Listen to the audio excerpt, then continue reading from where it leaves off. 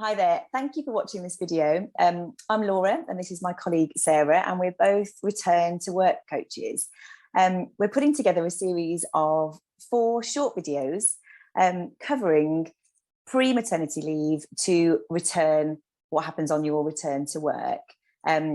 Just to give you a flavour of the kind of conversations that might happen in those coaching sessions, and to give you some useful things that you can implement yourselves as well.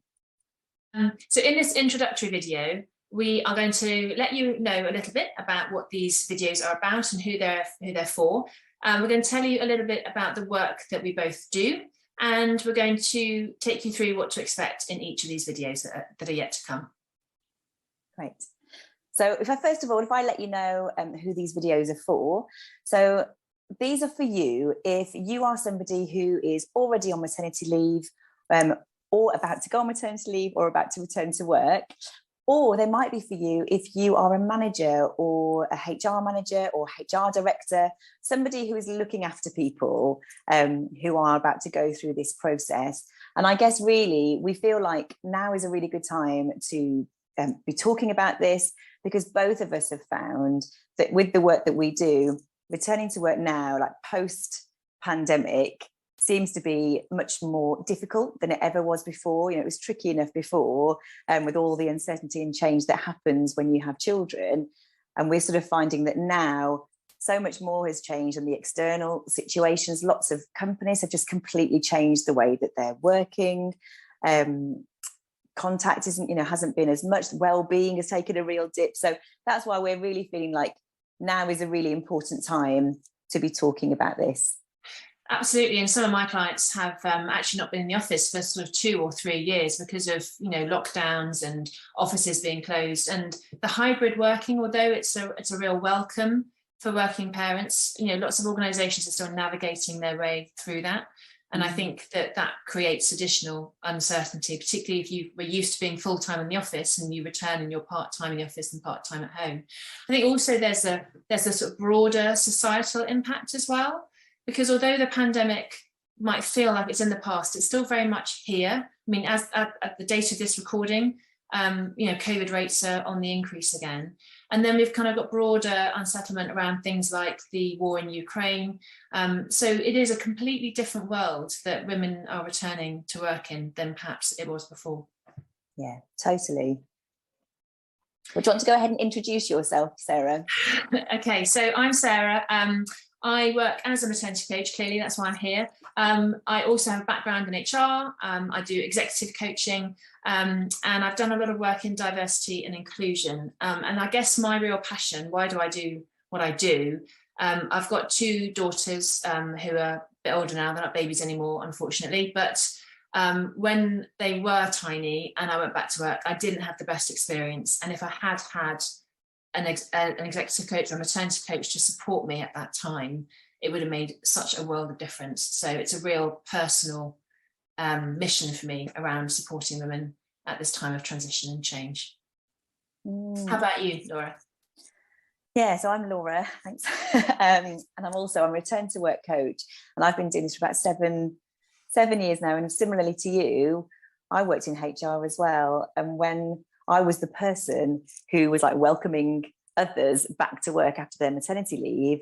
And I think exactly that, what you said, when I had my own daughter, I just realized like I've just been missing so much here, because with the best will in the world, without having lived through it, I just couldn't have anticipated what actually happens when you have children. Not to say that mine is the only way of experiencing it, but it opened my eyes a bit to actually there's quite a lot going on here that I might have missed. So like you, I think I realized like there's a real need for this service, and that's why I've gone on to become a return to work coach. And I think it's quite interesting because actually there's a lot of talk out there about mentoring and the difference between mentoring and coaching, and I'm not going to go into that now, but I do think that a lot of my clients often say to me that speaking to someone who has been through the maternity transition themselves is really important. And actually we wouldn't necessarily say that's key in other forms of coaching, because you wouldn't want to be necessarily seen as the expert. And again, I'm not sure that neither of us would describe ourselves as the expert, but we have gone through it. And I think there's a combination of having our own personal experience, but then also hearing from other women and kind of bringing all of that knowledge and all of that understanding and experience into our work that makes a big difference. Definitely. Do you know, I think also, like, having had children ourselves, it's almost like going through that process has given us a more coaching approach, where it's like knowing that there is no right way, you know, and being more accepting of that as well. And I have to say, I think both of us are really well placed in terms of, we both have the HR experience, we've both had children ourselves, and we're both qualified coaches. So I personally feel like that sort of, all those three things, and I'm sure you would agree, help me to be a much better coach in this area. Yeah, absolutely. Yeah. So should we talk through what we're going to be doing in our videos? Because we've got 3 more videos after this one, haven't we? Yes. So why don't I'll touch on the first one. So the first one we're going to be looking at before you go on maternity leave. And sometimes I think this can be overlooked when people think about going on maternity leave. They're kind of work, maternity leave. And actually taking a moment to pause there, take stock and think about how I'm feeling, and looking ahead a little bit to that return can be quite important. So we're going to do video helping you to think through what some of those key decisions or key factors to consider might be. Yeah. Should I do the second one? Yeah. Or the third one in this series, which will be actually while you're on maternity leave. And again, what we're going to try with these videos is to bring to life a bit of what kinds of conversations might be happening. And it's not to say they're the only conversations that have to happen at this time, but just using our experience, these are typically the things that are occurring to people. And so whilst you're on maternity leave, it might be thinking about how much contact you're having with people from the office. How much communication do you want? How are you settling into being a parent, or sort of realigning your priorities? So that's what to expect in that video. Brilliant, thank you. And then for the last one, it's looking at once you returned. So this is often where the focus is in maternity coaching. So once you're back at work, what are some of the things that you may need to consider, some of the challenges you might face, just a few top tips really in terms of helping to make sure that that's as smooth a transition as possible. Great.